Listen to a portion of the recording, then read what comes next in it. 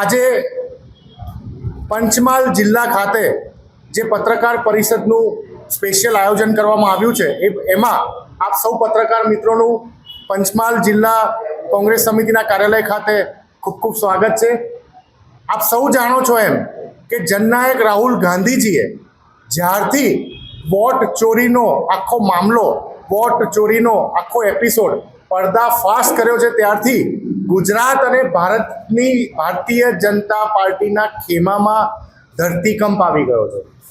તમે જો કે એક તરફ રાહુલ ગાંધીજી જ્યારે વોટ ચોરીની વાત કરે એ પણ એ મતદાર યાદી જે ઇલેક્શન કમિશન ઓફ ઇન્ડિયા દ્વારા હાર્ડ કોપી રૂપી કોંગ્રેસ પાર્ટીને આપવામાં આવેલી હોય, કોઈ કમલમમાંથી આવેલી મતદાર યાદી નહીં કે કોઈ ઇન્દિરા ગાંધી ભવનમાંથી આવેલી મતદાર યાદી નહીં।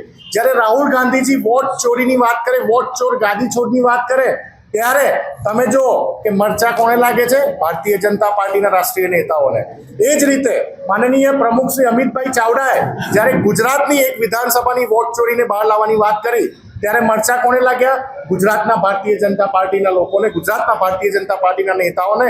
આ સાબિત કરે છે કે ભારતીય જનતા પાર્ટીની ઇલેક્શન કમિશન ઓફ ઇન્ડિયાની સાથેનું ઈલું શું છે।